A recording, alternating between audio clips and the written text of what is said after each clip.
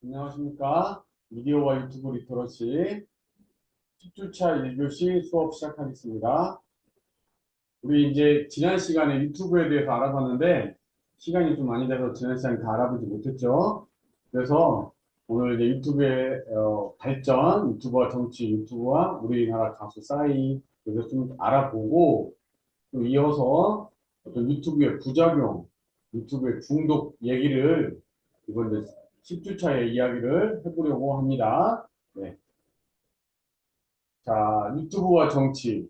근데 지금은 유튜브라는 것이 사실은 어, 유튜브를 잘 모르는 사람 없죠. 그 유튜브 영향력이 막강하다, 대단하다.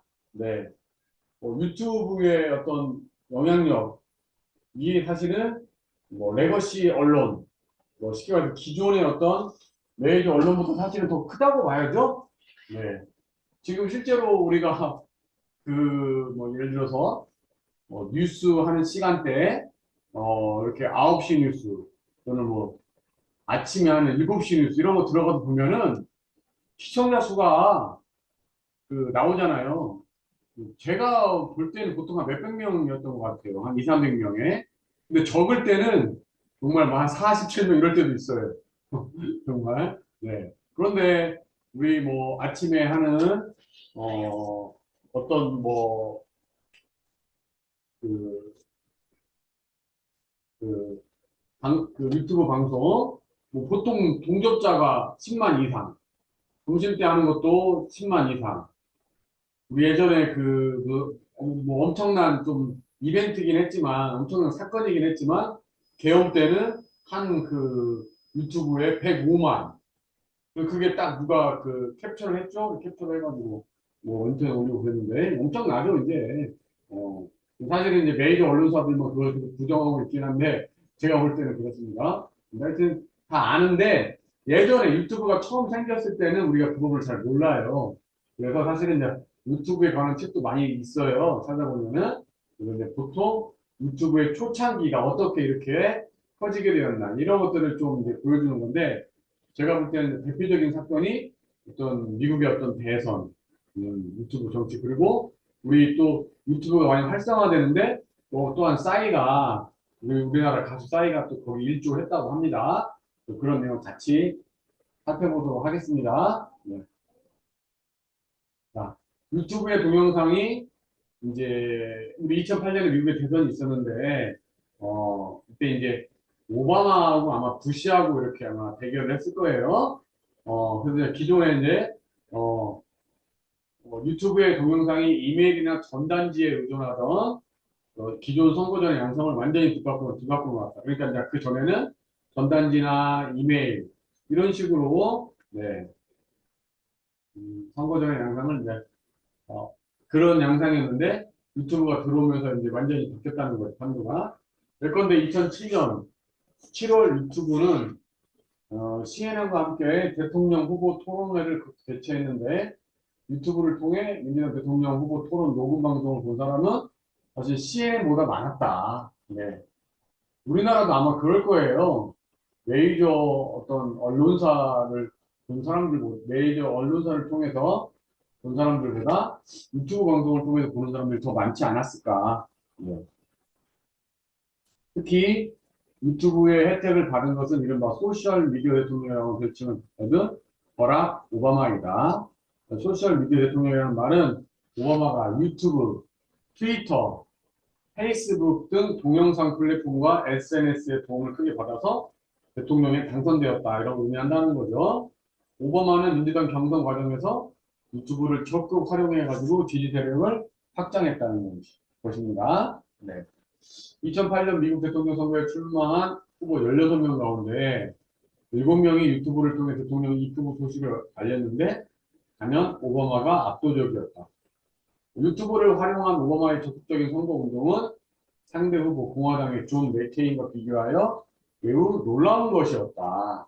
그래서 2008년 대선 직전 버락 오바마닷컴 유튜브 채널은 2천만 건 이상의 조회를 기록했지만 경쟁자인 공화당 후보 존 맥케인, 이게 부시가 아니고 맥케인이었네요. 존 맥케인 닷컴 채널은 겨우 200만 건을 넘어선 수준이었다. 네. 그러니까 이제 조회수 자체에서 엄청 큰 차이가 났던 거죠. 2천만 건, 200만 건. 이는 맥케인 지지자들의 연령이 오바마 지지자들보다 높아 유튜브를 비롯한 소셜미디어 활용이 서툴렀기 때문으로 근데 원인을 파악한 거죠. 네. 선거와 정치에 미친 유튜브의 영향력을 반영한 신조어가 등장했습니다. 그래서 정치의 유튜브화. 정치의 유튜브화는 동영상 중심으로 보고 느끼는 이미지와 감성 중심의 정치 담론이 읽고 쓰는 텍스트 중심의 정치 담론을 대체하는 변화를 가리키는 말이다. 네. 그래서 동영상 중심으로 보고 느끼는 이미지와 감성 중심의 정치 담론이 읽고 쓰는 텍스트 중심의 정치 담론을 대체하려는 경향이다. 이해되시죠? 무슨 말인지? 그러니까 이제 동영상은 우리가 주로 본다라는 개념인 거고 우리가 어떤 인쇄 매체, 책은 읽는다라는 개념인데 그래서 이제 읽고 쓰는 텍스트 중심에서 보고 느끼는 이미지, 감성 중심으로 넘어왔다라는 거죠. 네.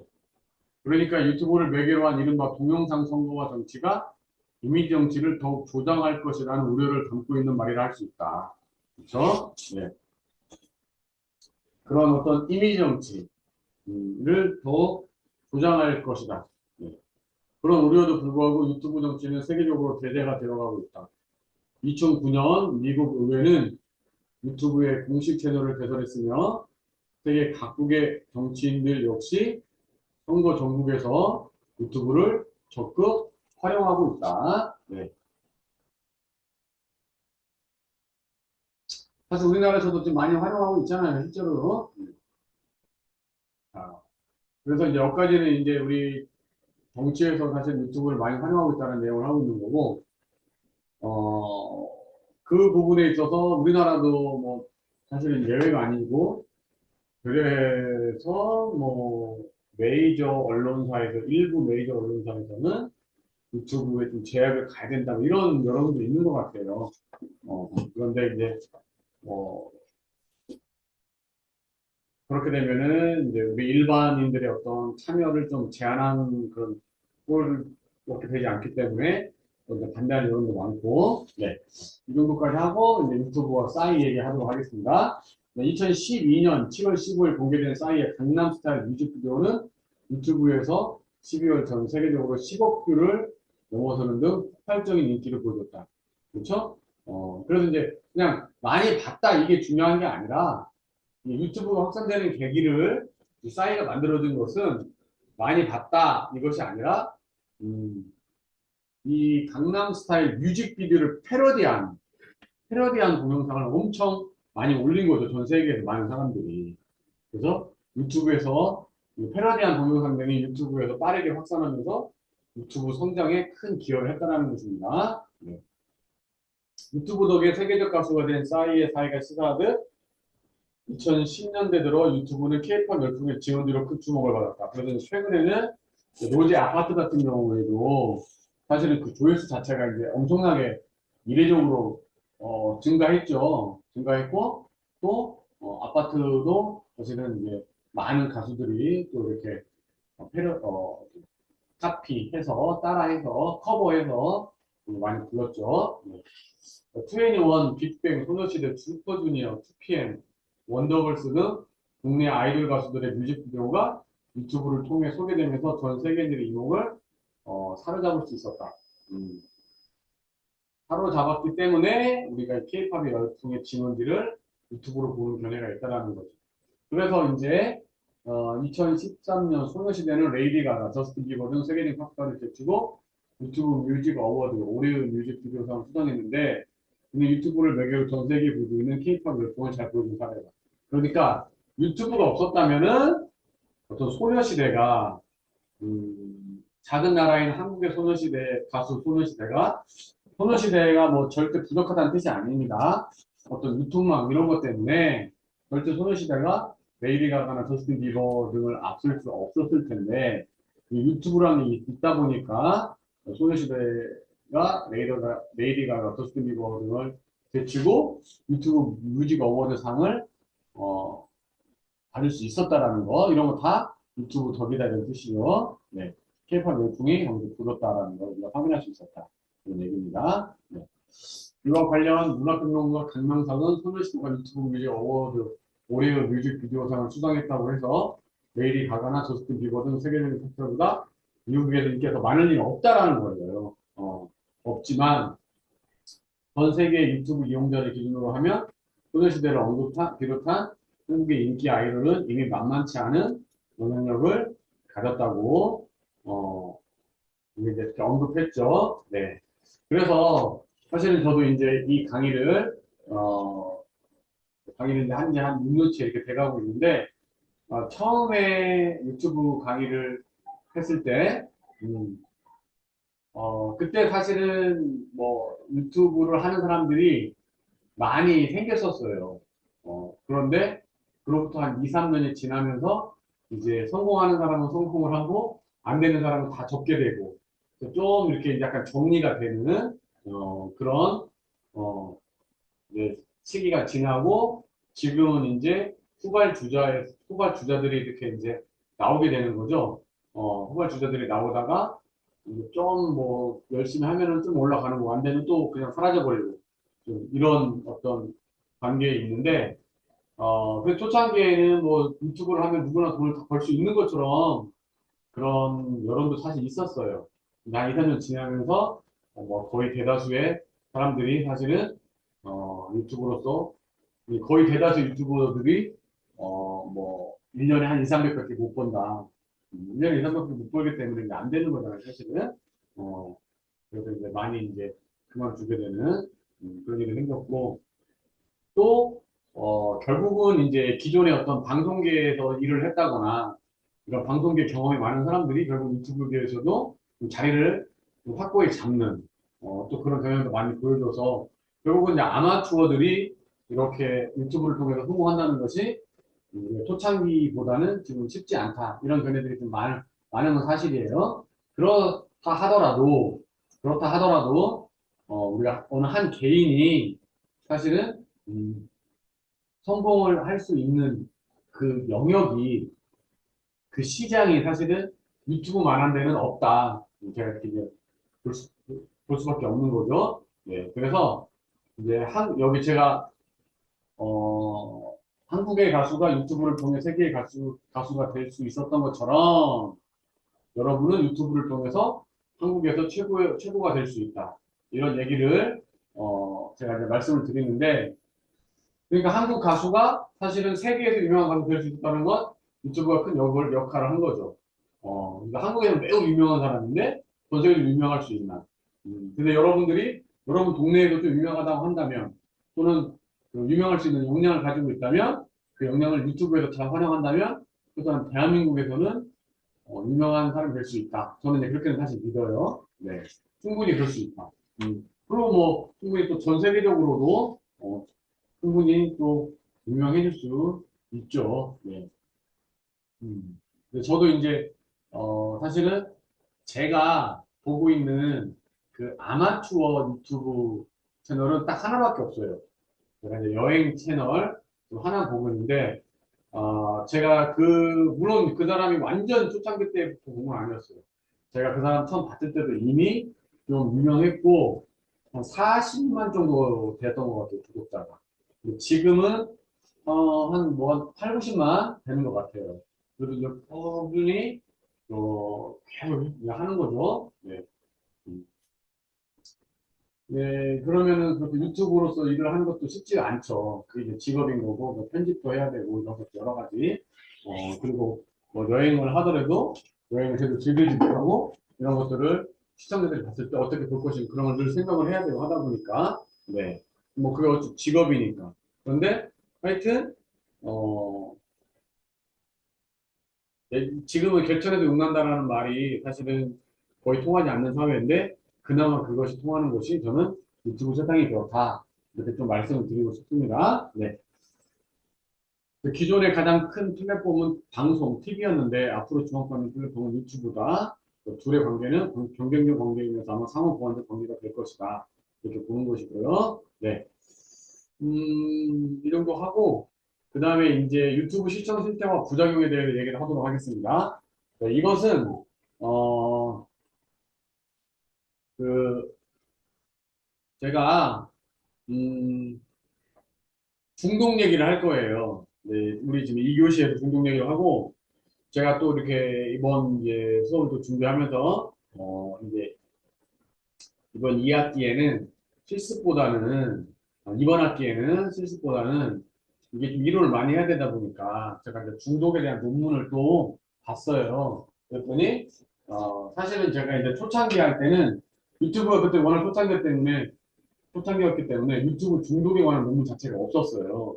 없었는데, 그거로 이제 조금씩 나오더라고요. 그래서 제가 이제 또 이번 강의 시작하면서 보니까 유튜브 중독에 대한 또 논문이 이제 학위 논문도 있고 그래요. 그래서 이번 2교시도 당연히 중독 얘기를 하고 다음 주차 한 교시까지 더 논문 보면서 중독 얘기를 한번 해볼까 생각합니다. 그 본격적인 중독 얘기를 하기 전에 그래서 유튜브 시청 실태와 부작용. 제가 이제 요게 제가 맨 처음에 본 유튜브 어떤 부작용 관련 이게 논문이었어요. 근데 이제 요게 이제 유아교육과 전공, 유아교육 전공인 연구자가 이제 쓴 이제 그 석사 학위 논문이었는데 요게 나름 우리가 어떻게 유아교육과 거리가 멀죠 사실은. 그런데 어린아이들 어린아이들을 그 어, 어떤 우리가 지도를 해야 되고 또 어린아이들한테 유튜브를 보여주는 거 또는 보여주지 않는 거 이런 것도 중요하잖아요. 실제로 외국 사례도 있고 그래서 그런 거와 같이 이야기를 하는 게 좀 의미가 있다고 생각해서 준비를 해보았습니다. 네. 그 유아의 유튜브 시청 실태 및 유튜브 시청 현황에 따른 자기 조절력의 차이라는 제목으로 연기대학교 석사 논문입니다. 2020년 2월 발표한 논문이네요. 자, 그래서 당시만 해도 이제 우리 유아들한테 유튜브, 네, 시청한 적이 있냐? 76%, 없다 24%예요. 사실은 제가 이제 2021년도에 처음 강의를 할 때, 어, 지금 아마 여러분들, 우리 근데 사실은 우리 성인학습자 입장에서는 우리가 제가 1주차에 처음에 조사를 했을 때도 유튜브를 안 보신 분이 있긴 있었어요. 근데 이제 제가 이제 오프라인에서 수업할 때는 거의 이제 어린 학생들이었거든요. 근데 지금은 아마 어린 학생들은 거의 없을 거예요. 당시에는 진짜 어린 학생들도 안 보는 사람들이 많았어요. 저 같은 경우도 사실은 그때 당시에는 크게 안 봤거든요. 지금은 저도 유튜브 거의 뭐, 어떻게 보면 중독의 그런 가능성이 있죠, 저도. 일부 중독이라고 볼 수 있는데, 그 당시에 저도 유튜브를 보지 않았거든요, 그렇게. 유튜브라는 것 자체 잘 몰랐어요, 저도. 어. 이때 논문은 이렇게 한 4분의 3 정도가 유튜브 시청 경험이 있고, 규칙적으로 시청을 하고, 4분의 1 정도는 경험이 없다. 유튜브 경험이 없다. 유튜브를 보지 않는다. 이런 의견이 있었던 거죠. 네. 자, 근데 이제 규칙, 어, 음. 유튜브 시청하는 경험이 있냐? 76%, 시청한 경험이 없다가 23%라는 것입니다. 네, 그 유튜브를 시청하는 어떤 규칙 내용이 있냐? 그러면은, 어, 아, 유튜브를 시청하는데 규칙이 있냐 이거죠. 유튜브를 시청하는데 규칙이 있냐. 그래서 이제 규칙 내용은 시청 시간을 좀 규칙적으로, 규칙을 놓고 한다. 38.5%. 아, 음. 자, 그래서 제가, 잠깐 다시 한 번 말씀을 드리면은, 네, 유튜브 시청을 하는데 규칙이 있냐 없냐네요. 제가 잠깐 착각했습니다. 네. 유튜브 시청하는데 규칙이 있냐 없냐. 네. 그래서 이제 규칙 내용이 시청 시간에 대한 규칙이 있다. 38.5%, 시청 횟수, 몇 회까지만 보고 몇 회는 보지 마 이런 내용이죠. 시청 자세, 시청 내용 이렇게 됩니다. 네. 유튜브 시작하는 어, 개월수는 몇 개월부터 유튜브를 시작하냐.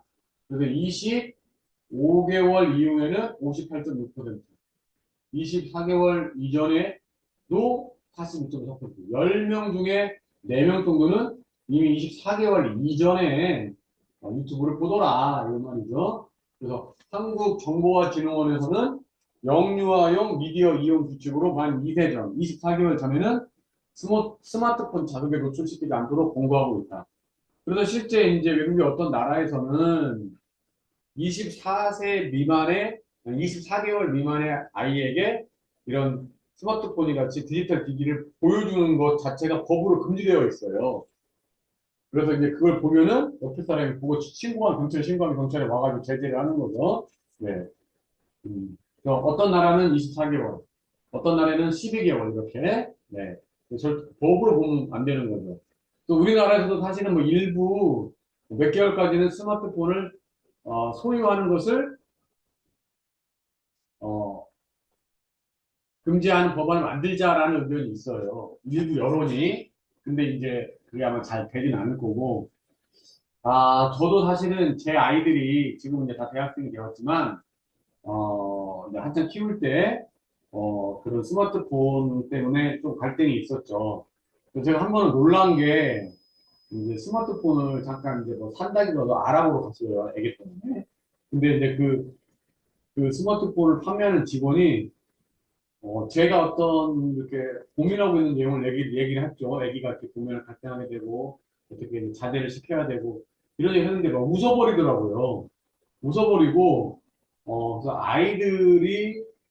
아이들에게 핸드폰을 때문에 갈등을 생겼을 때, 아이들을 이기고 부모 마음대로 하는 사람은 한 번도 못 봤다, 자기는.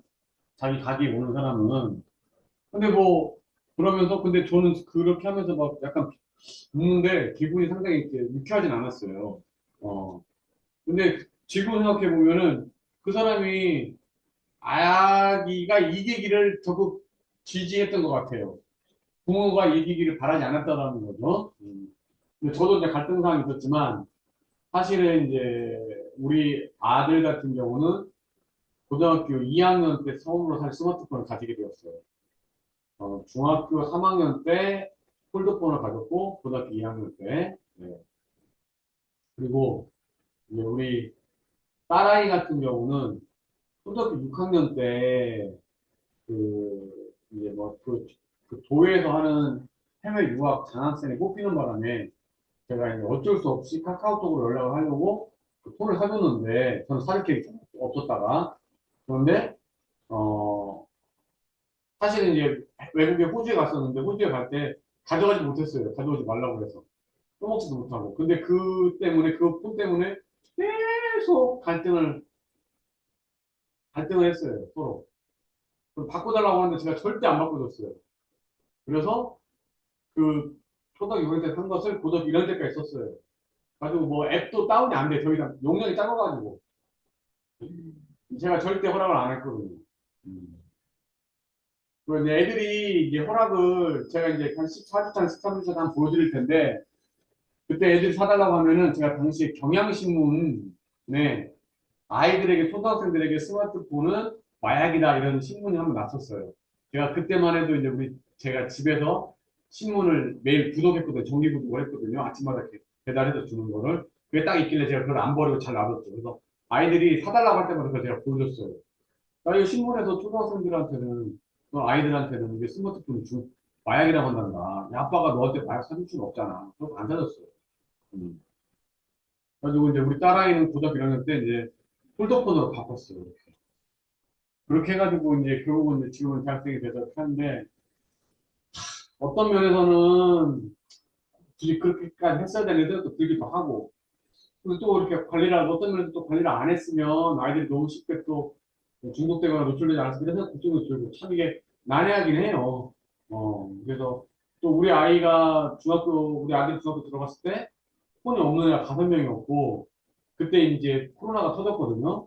코로나가 터졌는데 이제 코로나가 터지면서 뭐 이 스마트폰으로 이렇게 체크를 해야 되잖아요. 근데 아들은 없으니까 못 하는 거예요. 그러니까 아들이 뭐 학교 갔다 와서 막 불만을 얘기하고 다 스마트폰이 있는 것처럼 얘기를 하면서 뭐 이렇게 얘기를 하는데 나는 없어가지고 하지 못하고 어떡하는 뭐 그런 그래도 제가 살짝 달래면서 네가 스마트폰이 없으면 불편하지만 있으면 부작용이 더 심하다 생각하면서 제가 이제 최대한 밀었죠. 근데 제가 볼 때는 미루는 방법밖에 없어요. 근데 제가 주위에서 보면 그래도 부모님들께서 경각심을 가지신 부모님들은 나름 이렇게 관리를 하시더라고요. 폴더폰이나 인터넷이 이렇게 안 되는 폰들을 가지고. 네. 하여튼 좀 얘가 들렸는데 좀 저는 이런 얘기 하려고 지금 이 영유아용, 이 유아교육과 논문이 의미가 있다고 본 거예요. 네. 자, 일주일에 이제 1, 2회 보는 것이 54.8%. 이게 그래도 20년에 발표된 논문이니까 연구 자체는 한 18년, 19년 했을 거니까 10년은 안 됐지만 거의 한 8, 9년, 뭐 18년 됐잖아요. 그래서 또 환경이 많이 달라졌을 거예요. 네. 지금 애들한테 더 많이 노출되니까 일주일에 1, 2회 54.8%, 21분에서 40분에가 41.2%. 네. 음. 스마트폰 사용률 일주일에 1, 2회. 어린 아이라는 걸 우리가 좀 볼 필요가 있어요. 네. 미국 소아과 의사협회에서는 18개월 이전 영양에게는 미피어 노출 절대 금지, 24개월, 6개월, 60개월 유아 하루 1시간 이내 1회 시청 시간 1회 20분이 초과하지 않기로. 이게 엄청 중요해요, 사실 진짜로. 네. 미국 같은 경우에도 그 스마트폰이 처음 이렇게 어린 아이들에게 보급되는 그 연령대가 있었어요. 근데 그 연령대의 아이들이 이제 사춘기가 되었는데, 그러니까 사실은 역으로 조사를 한 거죠. 어떤 특정한 연도에, 해에, 미국에서 청소년들이, 사춘기 되는 청소년들이 우울증을 많이 겪고 자살하는 사람이 많이 늘어나고 하는데, 그래서 왜 이럴까 연구를 해봤는데, 많은 결과가 있었죠. 많은 가설과 결과가 있었는데, 그 중에 하나가 뭐냐면, 이 아이들이 초등학교 1학년 때 스마트폰을 보기 시작한 그 연령대라는 거였죠. 그래서 그런 애들이 사실은 나중에 사춘기 되었을 때 문제가 생긴다는 거예요. 그러니까, 어, 우리 사회가 너무 빨리빨리 변하고 있다 보니까 그 결과물이 나타나는 데 시간이 너무 걸리는데 그 결과물 볼 때까지 못 기다려서 그러는데 사실은 이게 언제, 어, 이 어렸을 때 스마트폰을 보는 것이 이 뇌에 지금 일부 연구가 되긴 됐어요. 제가 이제 그것도 강의를 또 해드릴 텐데 영향을 주고 그게 건강에 이제 사실은 많은 사람들이 몸소 체험할 수 있는 그런 현상이 나타나지는 않고 있기 때문에 지금은 이제 뇌과학자들이 연구를 해서 이렇게 홍보하는 수준이지 그걸로 인해서 실제로 많은 사람들이 피해를 실제 경험하고 있다. 그래서 내가 내 눈을 옆에서 주사라는 걸 봤다. 이 정도는 아니기 때문에 거기까지는 시간이 좀 걸리다 보니까 근데 제가 볼 때는 하여튼 요 상당히 지키는 게 중요합니다. 24개월, 60개월, 요 하루 1시간 이내 시청 시간 20분 초과하지 않도록 하는 거요. 시청 시기는 주말 동안에만 하는 것도 있고 시간과 관계없이 무조건 또 기관을 다녀와서 그 기관이라는 것은 이게 이제 유아교육 논문이니까 유치원이나 어린이집을 말하는 거예요. 오후에 저녁 시간에 한다. 부모와 같이 있을 때 유튜브를 시청한다. 부모와 같이 할 수 있는 놀이 지도가 필요하다. 그래서 부모와 같이 있을 때 유튜브를 시청하고 2, 30분 이상 보지 않는 것이 사실 중요합니다. 시청 장소는 집, 또 다른 사람과 같이 있을 때는 78.7% 상당히 괜찮다는 거죠. 부모의 시야에 벗어나지 않는 범위에서 시청한다. 69%. 그래서 부모는 자녀에게 믿으시 모범을 보여야 돼요. 그래서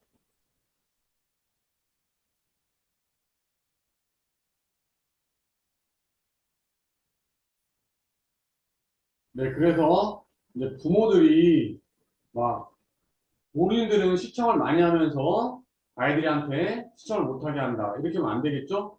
어, 부모가 먼저 시청을 하지 않으면서 그것을 아이들한테 이제 본을 보여줘야겠죠. 그런 식으로 이제 하면서 어, 어, 아이들에게 어떤 유튜브 시청 기도를 해야 된다.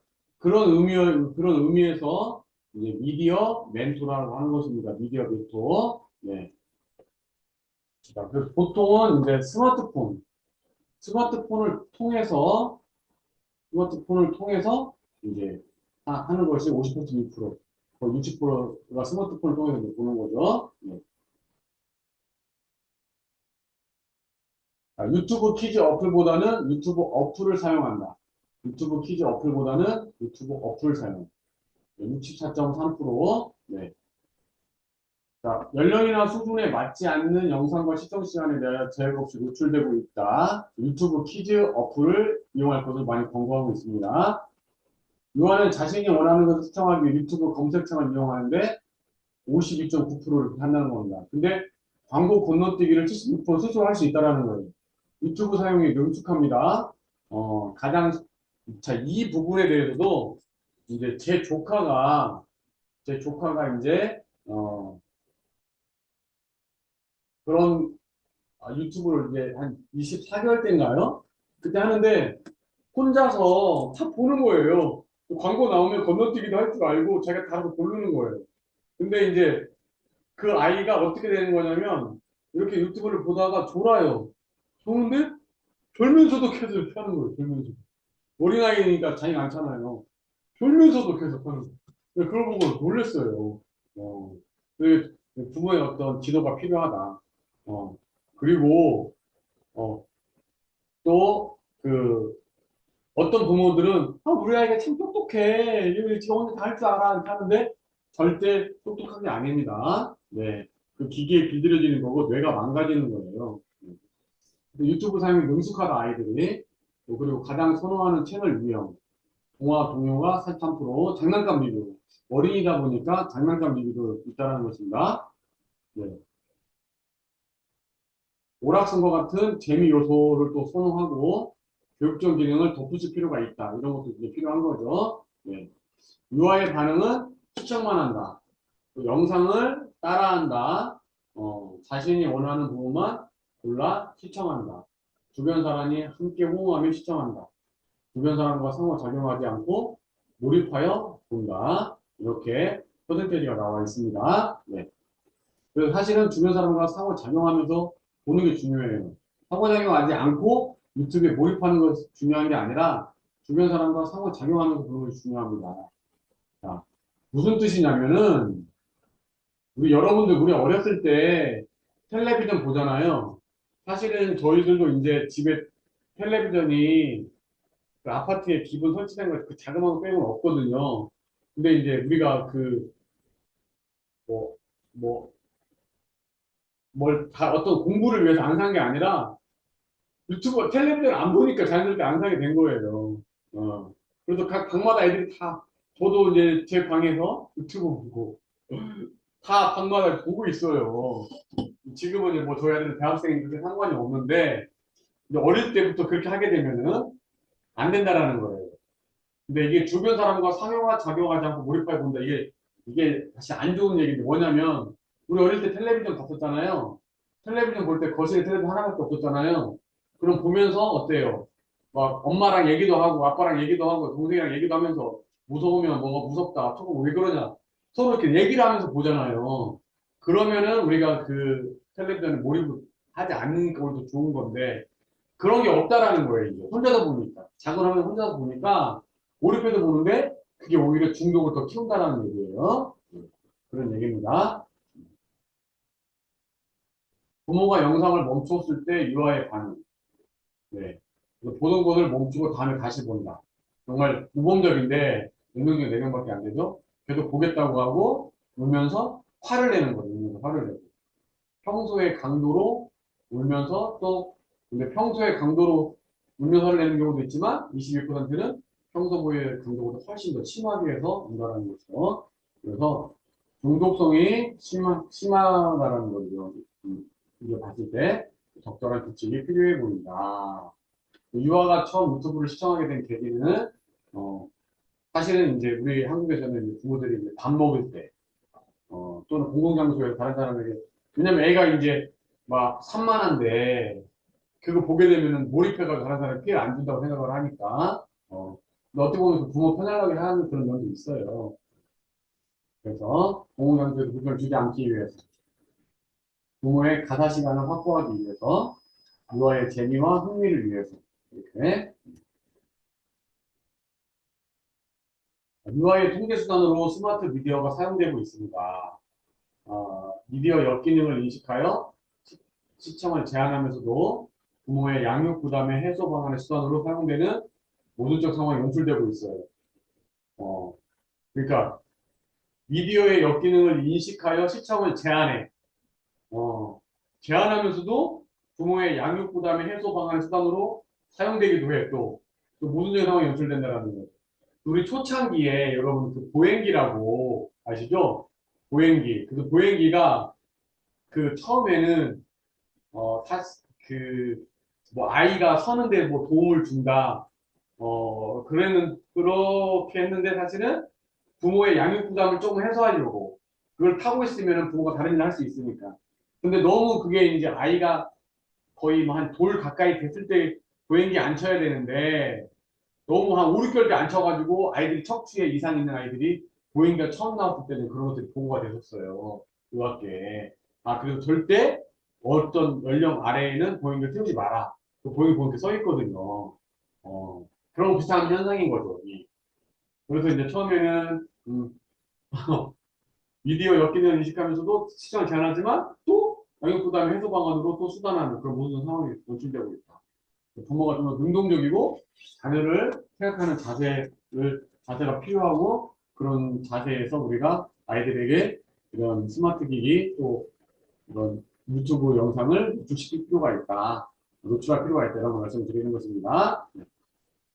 부모가 인식한 유튜브의 시청의 긍정적 효과, 다양한 정보를 스스로 습득할 수 있다. 있지만 자신이 또 관심 있는 것으로 집중할 수도 있다. 그렇지만 부정적 효과, 과몰입, 중독이죠. 이런 것도 상당히 높다고 보는 거죠. 제가 봤을 때는 지금으로 봐서 수치가 훨씬 더 높아졌다고 봐야겠죠. 네.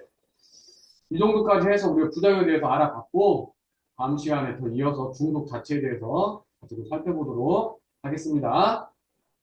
여기서 그럼 강의를 마치겠습니다.